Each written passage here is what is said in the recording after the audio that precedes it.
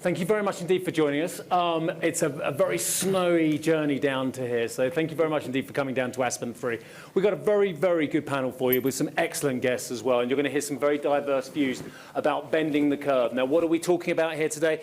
I'll make this very short, my introduction, because these speakers are very eminent and they've got lots to say. How do we combine short-term climate action with our longer-term aspirations, our longer-term goals? How do we spur investment without compromising where we want to get to? Because we all know that we want to get to net zero. We want to get to some form of carbon neutrality, to true zero as well. And yet, there are many, many different paths to get to that way. Many different stakeholders have different journeys, many different countries, different companies as well. So how are we going to get there on this journey? A huge debate. If you ask 110 delegates here at Davos, what does the journey look like? What should the journey be? You'll get 120 different answers as well. We all know that as well. So it's about pragmatism.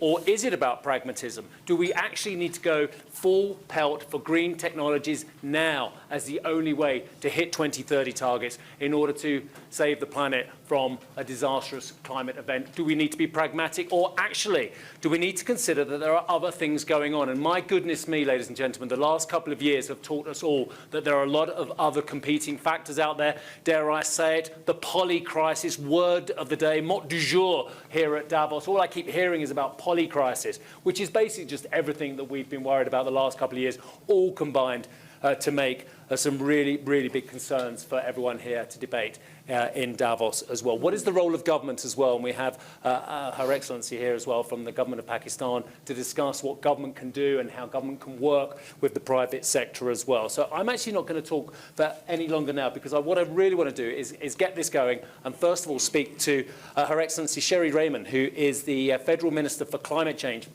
in Pakistan. Now, she's already said to me that she may well take the conversation in a different direction, but my goodness me, if any of us have seen anything worse happening in the world in the last year on the climate front than what those horrific events we've been seeing in Pakistan, then I think that buys you the right, Minister, to take it wherever you like. So just tell us what you think about the journey we're on, the role of transition technologies, the role of transition energy, and how Pakistan is making its journey despite all the terrible and horrendous challenges that are being faced by the country. Yes, thank you. Well, thank you very much. First of all, yes, I'm worried we'll skew the conversation, but then that's okay.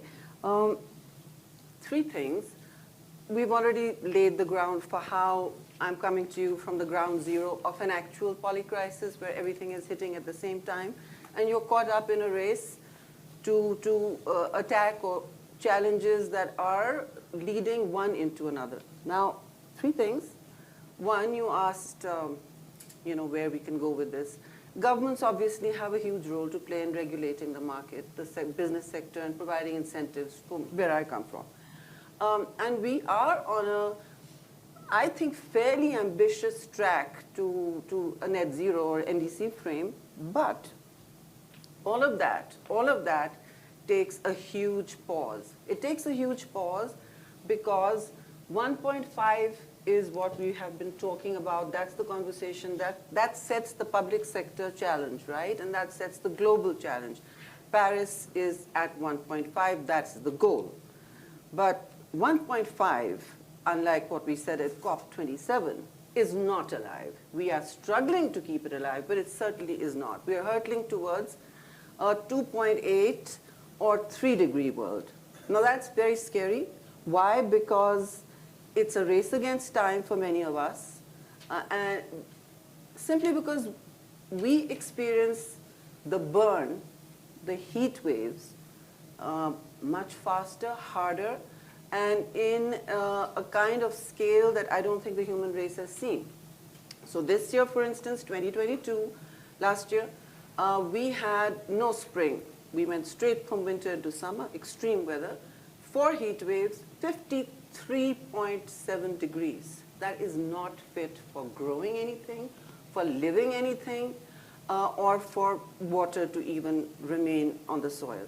So we're at a place where, and I think Somalia is too, we are in geographies of extreme vulnerability now, for whatever reason. And with not enough preparedness, the experience of climate change and global warming is very unlinear. So when you tell me that there's, we are committed to reducing global warming, and obviously the 1.5 goal is crucial, we are off that mark. And while I sit here in Davos and it's snowing, this brings me to the point that, I'm from the other 1%. Why I say that? This is the 1%, the arc of privilege we're sitting in. The other 1% is those that emit less than 1% and yet become one of the top 5 or 6 most vulnerable countries to climate stress. So we're experiencing it as a race against time, as a target, global warming target that's gone off mark. And we feel that, thirdly, we feel that a global reset is needed. Why I say that is because the preparedness, the commitments, the pledges, all of them tie up to compromises on ambition that are stated by countries, by businesses, by homes, generally everywhere. Those get compromised the minute there is a threat to our addiction to excess energy. And we have an addiction. The Industrial Revolution is where we define our counting, right? We count from the Industrial Revolution to 1.5. Well, that revolutions, as we know, devour their young. This one is an addiction to energy and consumption that is absolutely taking away the futures of those that live in this arc of vulnerability, and it is also taking away the future of your children. So that's my point of view. I think we are in a zone of speeding towards high heat and a planet that's burning up, and it will or may be too late to change our addictions and our habits to energy consumption the way we do it. And because it's only going up, it's not going down, and it's not going up on renewables, it's going up on the bad energy. Minister, before I get to these three very eminent gentlemen from the corporate world as well, I do want to ask you the very specific question is, what does the path look like in terms of transition and the technology that Pakistan is putting store in now to hit goals, potentially 1.5, if we are very lucky at some stage? So we are forced to put in technologies and transition to renewables simply because our import bills for the fossil fuels are too high and they're crippling. Number one. Number two, the technology that you speak about, I mean, for instance, hydrogen or other cleaner fuels, very hard to access, no capacity to utilize or understand, and no investments, either public or private, in the tech sector that will come to a country that has 33 million affected. So we are in a trap of resilience and rebuilding. By the time we rebuild, we worry that we'll have another episode. Planning has gone out the window for many things, yet we are at this moment committed to electrification of 50% of our vehicles. We're in that process. Our buses are coming in. We are also committed to changing to renewables by 60% renewables by 2030. That's a very ambitious target. It's going to cost $101 billion just to do that. That money is not forthcoming. So that's where we are right now. Thank you very much indeed. Amidst what is an extraordinarily tough story for Pakistan, you said one thing that encouraged me. And again, it was very, very tough story to listen to. 1,000-kilometre lakes being created, 50-plus degrees heat as well, hurtling to 2.83%. You said one thing that encouraged me, and that was you're being forced to look at renewables because of the crippling cost of hydrocarbons. And that's really good news, because that means that renewables are competitive. And that's the one bit of solace I took from what you said, Minister. I purposely did introduce everyone at the start because I want to get straight into this debate rather than the long, windy introductions, because we've already taken up 10 minutes. And I want to get straight to my second guest, who is Shunichi Miyanaga, who is the chairman of the board of Mitsubishi Heavy Industries. Every company has to go on a different journey as well to get to the end result as well. And you, sir, are going to tell us a little bit about the journey and how you see the use of technology now and where you want to get to ultimately using perhaps a leapfrogging from one technology to another. I see. Thank you, Steve. yes, our company has a wide range of advanced products, advanced machineries, and utility plants and industrial plants. And many of those, the products, yes, emit the carbon dioxide and others. But I think so because of such kind of history and our responsibility, we have been working very hard to develop the zero carbon, net zero emission technologies, a kind of the destination technologies like the hydrogen and the renewables and hydrogen, yes, utilization, the 100% hydrogen firing gas turbines and others. The gas turbine, for some purposes, it is essential equipment. And also to have as much as possible, the smoother transition, the energy transition, we are developing the lower carbon, yes, emission technologies like the 30% already. We have achieved 30% hydrogen co-firing gas turbine technologies, and by 2050, we'll achieve, and we are confident, the 100% hydrogen, yes, firing gas turbine will be available. But I think it is very important to realize the green hydrogen or the close to green or blue hydrogen as a kind of the industrially affordable cost. And then so we are also investing in some of the research and development activities for such kind of the hydrogen generation process and so on, because it is our responsibility to think about. Of course, our technology area is a little different from such kind of area, but we do need to be interested. And I think another one is the energy transition is a very important part. But we need to be very careful of the steel plant and cement plant and aluminum plant, which is it is very difficult how to abate industries. It is very difficult to realize the net zero emission. But I think to apply the hydrogen based ion direct reduction systems instead of the natural gas based reduction system, we can lower the carbon dioxide emissions and so on. So I think it is, and on top of that, such kind of lowering technologies, lowering emission technologies, we do need to apply the carbon dioxide capture system, and capture and utilization is the ideal one.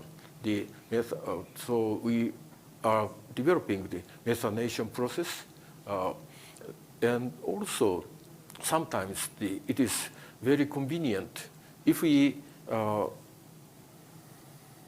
have some available area for the storage, the carbon dioxide capture and storage system. Mm-hmm. So I think we are leading such kind of technology and improving our proven technologies as quickly as possible. That is our activities. Through such kind of activities, we do want to contribute to the very smooth and mild transitions and as the net zero emission society. So, and as a technological solution provider, it is very important for us to show technologically, at first, such kind of net zero emission society is possible.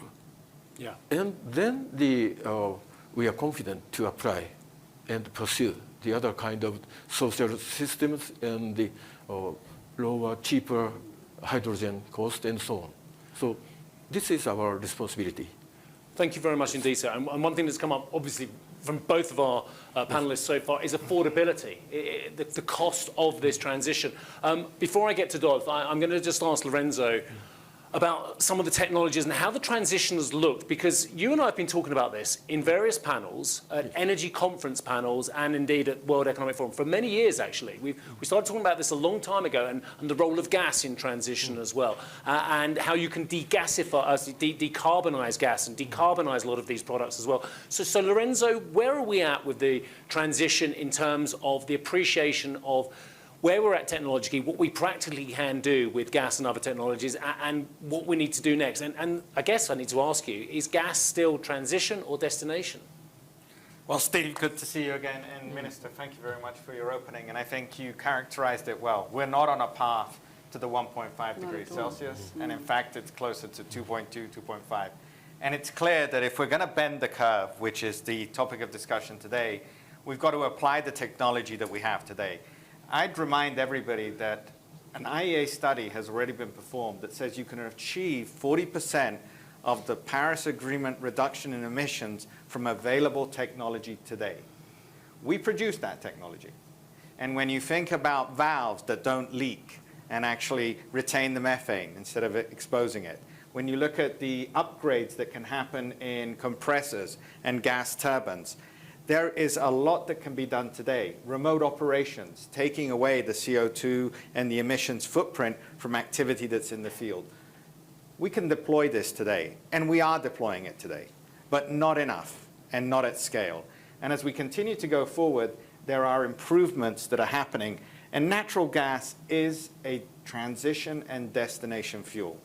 And I know there's been a lot of commentary around natural gas in the past. However, if we look at the success of the United States and Europe in reducing its greenhouse gases over the course of the last 2 decades, it's thanks to transitioning from coal to gas. We are seeing incremental investments in gas as well as in LNG. They're going to take a few years to come on stream, but that's a huge opportunity while we bridge to then clean integrated power solutions such as hydrogen, such as being able to look at CCUS at scale. And these are things that, again, with the right investments, the right policies, we can get to. We have gas turbines that can run 100% on hydrogen today. It's not that is the issue. It's the whole infrastructure around it that we've got to establish, and also the policies. But we are making progress, but to bend the curve, we've got to start looking at 2030, not 2050. And we've got to start looking at the practical application of technologies we have today. And we have to accept that gas is part of the solution as we go to a destination fuel. Okay, I'm going to come back at you briefly, because how many times have I heard your industry saying we have that technology available? How many times have I heard the industry saying we can stop methane leakage, the technology's there? I had conversations with you, with Martin Wetzler, with Ben van Beurden, with many, many people from the industry. Why have we still got methane leakage if it's such an ill for society and it's so easy to stop? Because it comes down to also a just transition. And if you refer to the companies that you just mentioned, they actually are investing. If you look at flaring, many of the IOCs have reduced their flaring. If you look at the large NOCs, they've reduced their flaring. We have capability today, even as Baker Hughes, we have a technology called Flare IQ that can eliminate 95% of flaring. Countries that don't have the resources are still flaring.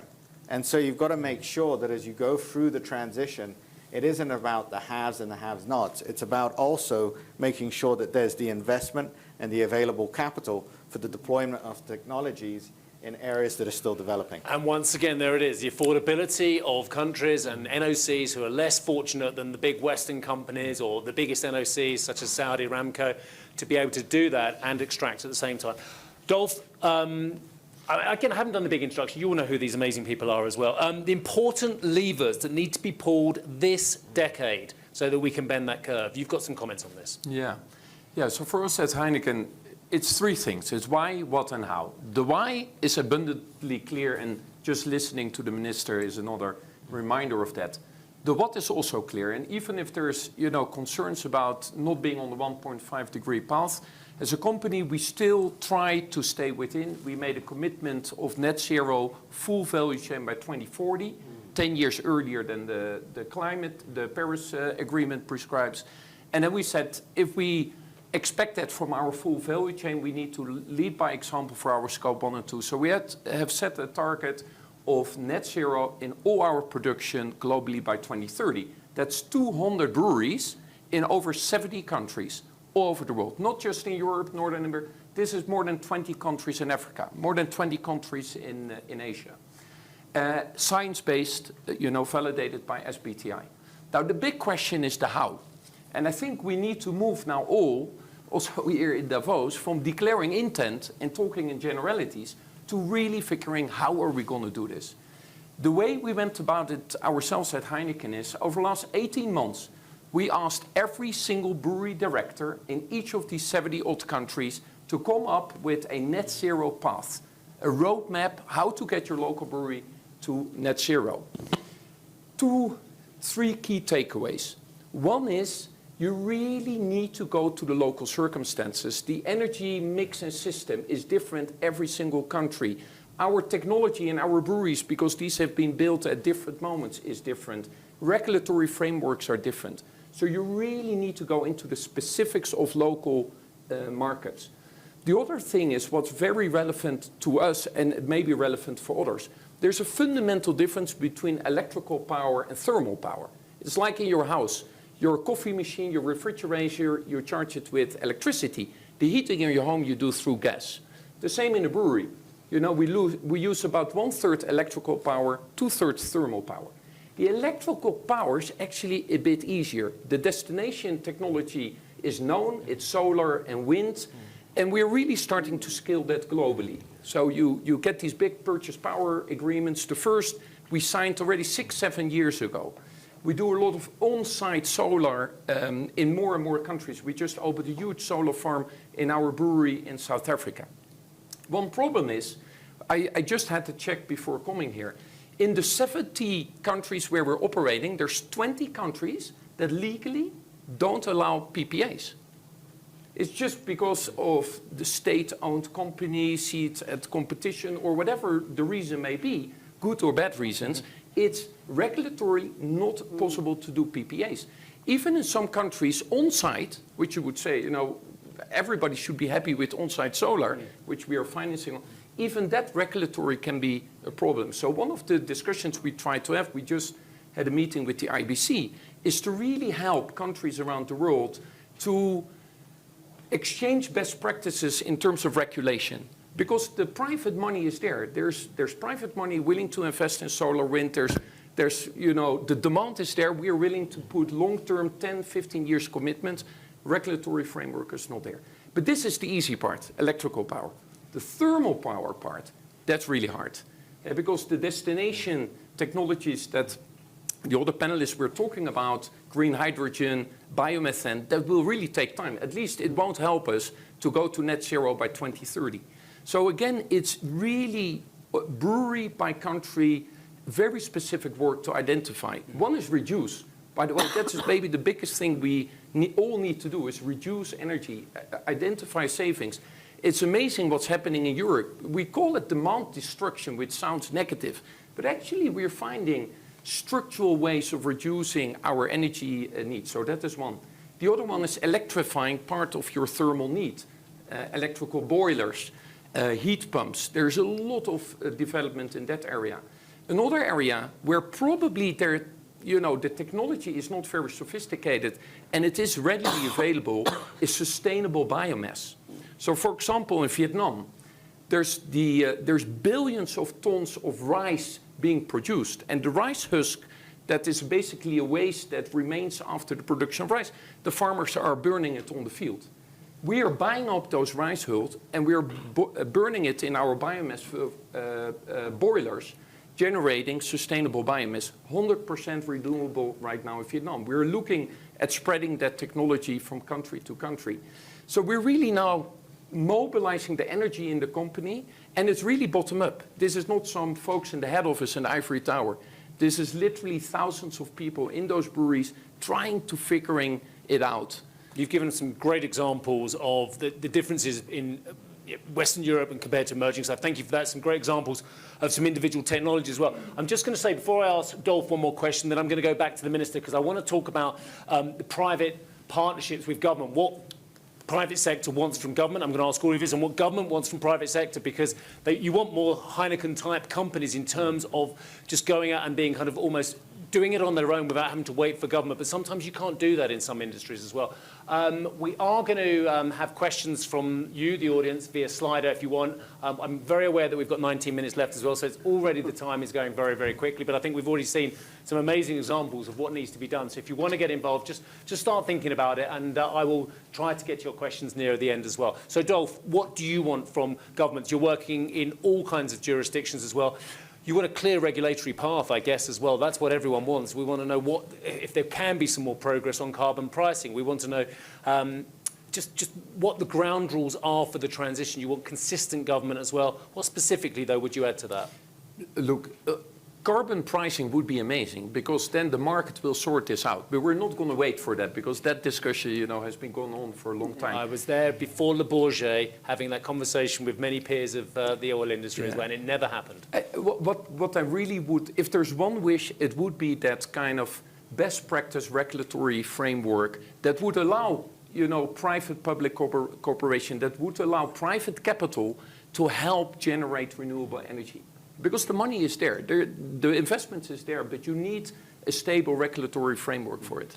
Minister, Pakistan is going through a horrendous situation, but can you provide that stable regulatory environment? I completely agree with that. The stable regulatory framework is what will incentivize companies to come in. There are companies that want to come in green technology, but I think that you know, here's what I'm thinking. We're working in silos.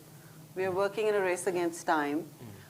We've been talking about carbon pricing. There is no standardization. Now, if the best practices for regulatory frameworks could be shared across the board, and we all, I mean, we do need to talk about the power and service of multilateralism. This needs to work through global governance frameworks. It will then become far more acceptable. It will become a regulatory practice that then countries will feel, governments will feel bound to work with. We have several, you know, public-private partnership agreements. What it does is the key infrastructure of government gets sort of put aside. The management is by the private sector. We provide the heft. That kind of arrangement works. But what I'm still hearing is all of us talking in silos, and nothing will scale up to anything, to any of the goals we have set. Minister, why? If we talk as countries, as businesses only, the net zero for businesses, for say textiles, we're getting a good record with that. We have, you know, we put them on a net zero Pakistan framework. So they work when they have an incentive. They work when they have a tax incentive. That's usually how businesses work, right? What was COP21, COP26, COP27, if it wasn't about getting us out of our silos? Surely that's but what... we're still in silos. Why? We are still in silos because the multilateral system is not able to overcome the nationalisms that rise up every time. There is now, there's protectionism rising its head all over the country. You know, just one tide of recession, and the return of geopolitics to Europe, or so war. That's a very big conclusion already from this panel, that we need to get out of our silos as well. Countries are going back to coal. Yeah, Lorenzo, you're going to come Europe. in, and then Mr. Miyanaga come after this. Lorenzo first, and then I you. think there's a great example that's happening right now, and when you look at the difference between a carrot or a stick, if you look at the Inflation Reduction Act that was passed in the United States. That is a carrot. That's a carrot. And you are seeing a lot of activity spur from that. Or you can go the stick, a carbon tax, a price. At some stage, what the minister said is true. If we're going to have a solution towards globally getting to net zero, there needs to be a discussion across the harmonization of the way in which you use the different tools that we have so that everybody can achieve the end goal. Sir. Yes, I think for the the carbon pricing and others, we do need to think about the difference in each the region by region, especially the some region like Europe. The industrial structure is quite different from the developing countries, and the magnitude of the carbon pricing is different.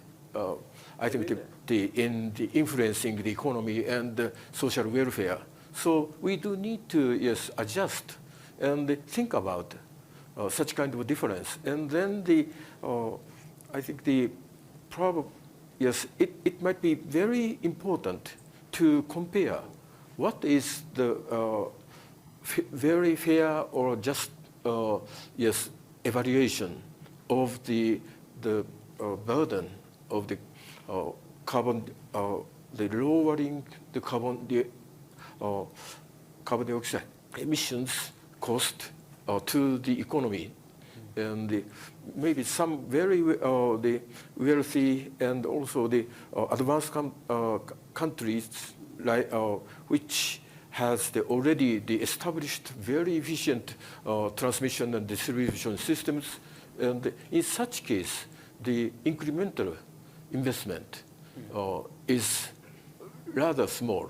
But for the other countries, because to grow from now or on the development, in such case, I think we do need to think about how to make it much smoother to help the growth of such countries. That is very important. Dolf, come in. Yeah, may I build on that? This came up in another discussion. You have the Ease to Do Business rankings. I think the World Bank or the IFC publishes them. What if we would launch the Ease to Do Sustainable Business rankings, where you start benchmarking and providing transparency about, okay, is the regulatory framework there? Is the infrastructure being put in place? To incentivize, countries to come in a kind of positive competition of... And that would actually in itself be a tide that raises all boats, and it would mean the less siloing of people's activities, because everybody would be looking at the best practice elsewhere. Should we start on the questions from the audience as well, because they're beginning to come through. So look, do you think destination technologies will be ready at scale in 5 years from now? Well, we'll go through this. Who thinks that destination technologies will be ready at scale in 5 years from now? Some destination technologies like the hydrogen firing and technologically in some scale, it will be But possible. not green hydrogen, sir. But I think the green hydrogen, it may take a little longer time. Yeah. But because of we do need to develop another kind of membrane and others, and I think it is a little difficult. But I think for some even with the current technologies, with very advanced or cheap, almost zero cost of electricity available. In such case, for some places, the green hydrogen may be viable, but I think it is a very limited case.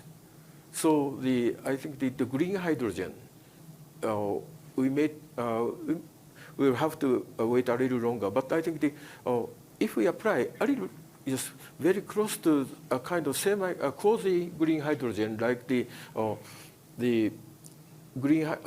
hydrogen made out of the natural gas with the carbon CCUS system. In such case, we can apply. Sure. And I think we should be very much practical and pragmatic for such kind of area. A call for pragmatism from Mitsubishi. I would just say, Steve, I think we've got to look at being fuel agnostic and emissions focused. And there's lots of technologies that are there today and also being developed.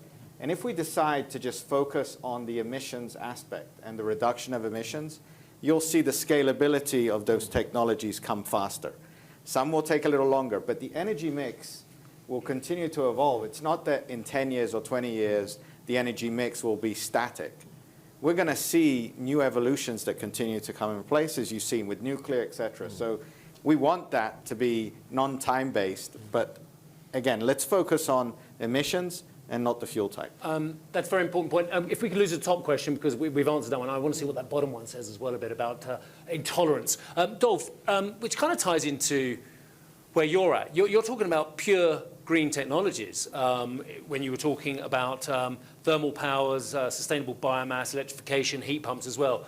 So I guess we're answering that bottom question and responding to what Lorenzo just said there. Fuel agnostic and emissions focused is what Lorenzo said. But the point there is that no, we need to be intolerant of businesses and industries with known decarbonization pathways, but which are not acting as well. So, I mean, I hear what Lorenzo's saying, and it makes a lot of sense as well, but how do you feel about being agnostics about the fuel sources themselves?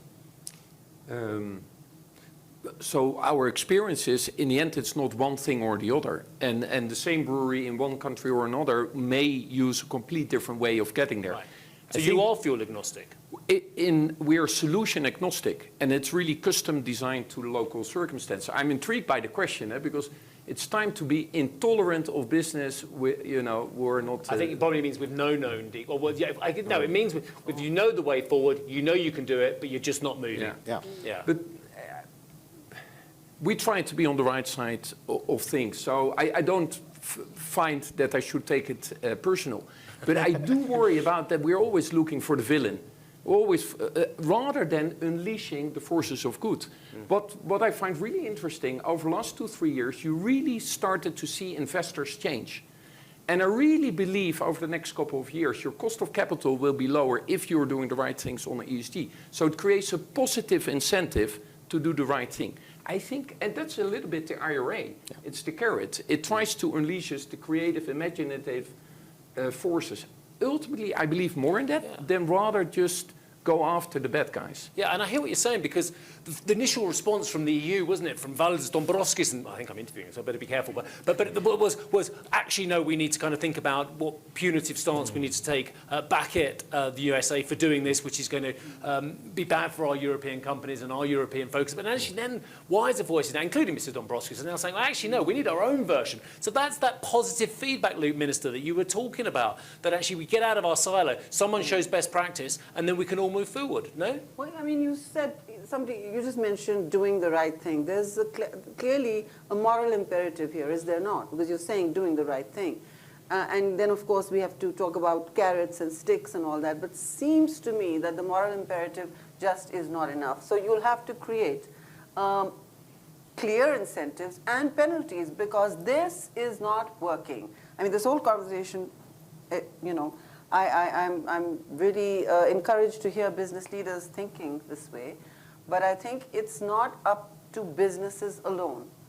And you have to go back to a structure that creates a level of carrot and stick structures, penalties, incentives for governments, and then the intolerance word is very important. How do you deliver that intolerance? What is your instrument of intolerance? Outrage on social media? Talking down at companies? Well, the intolerance comes in terms of the investors not being available for those, I guess. But the investors continue to be available. Here's the reality check here. As long as investors continue to be available and our addiction to carbon is growing, it's not going down, it is just growing.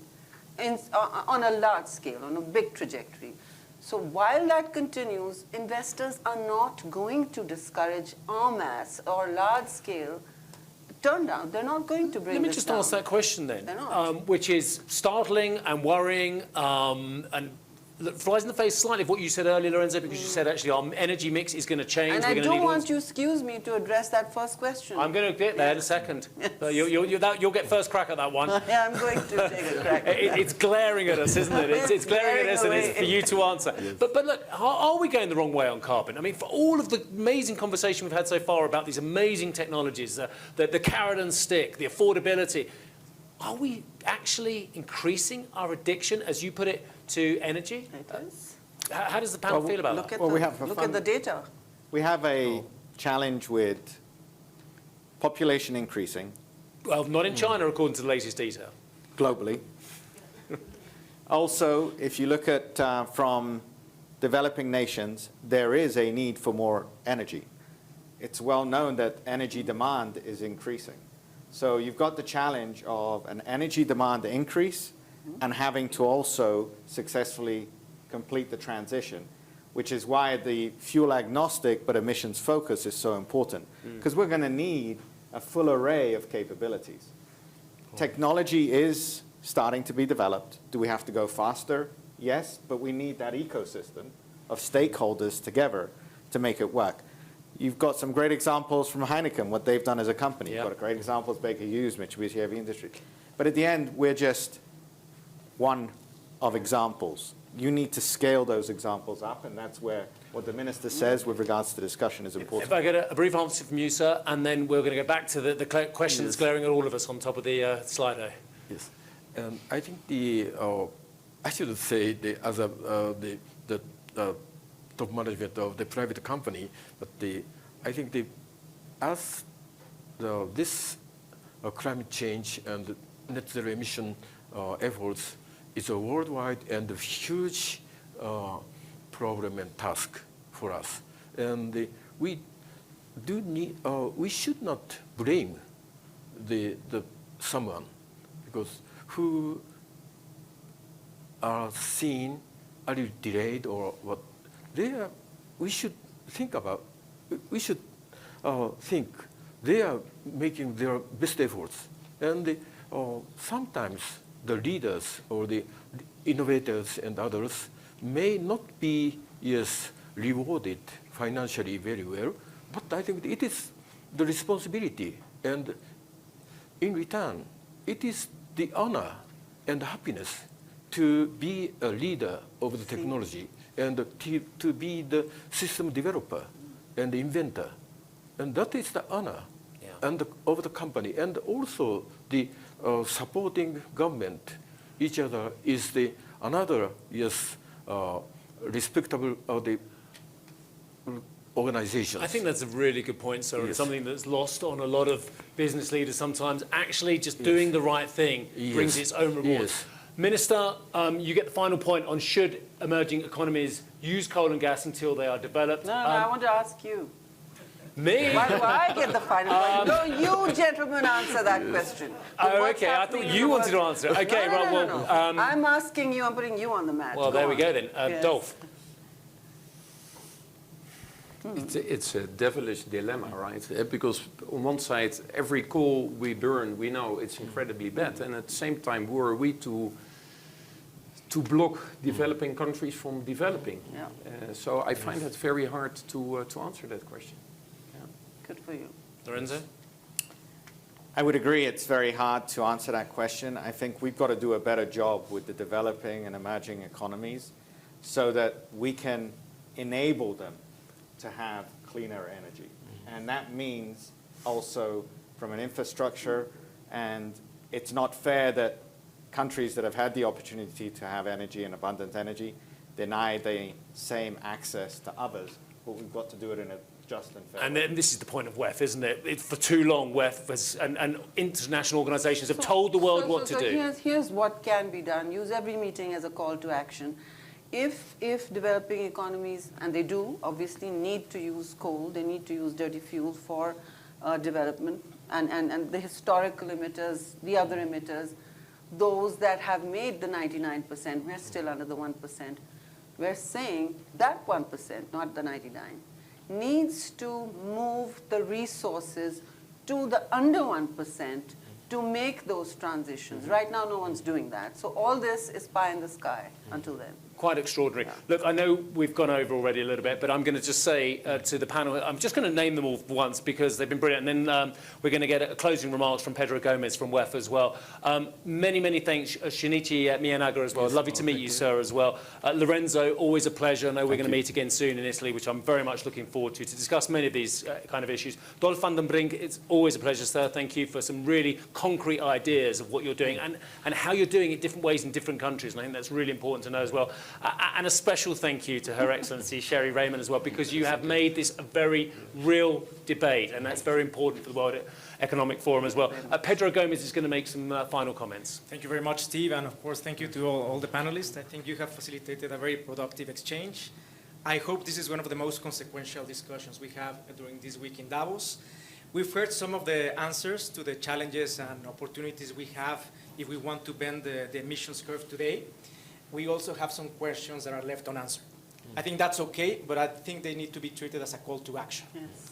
Here at the World Economic Forum, we are keen to be part of the solution. What I offer here now is that we are going to be following up with each and every one of you, but more importantly, we're going to be leveraging the communities we have in this place. We have communities across industries, across stakeholder groups, and it was mentioned a number of times, these issues are too complex. No one single organization or stakeholder group in isolation can afford to make can actually drive the solution. We need an all-hands-on-deck approach to solve this matter. And if we are working together, we don't need to work to be rowing in perfect synchrony. But at least we need to go in the same direction. And I think we have an opportunity to bend the emissions curve today. Thank you so much for everyone's participation.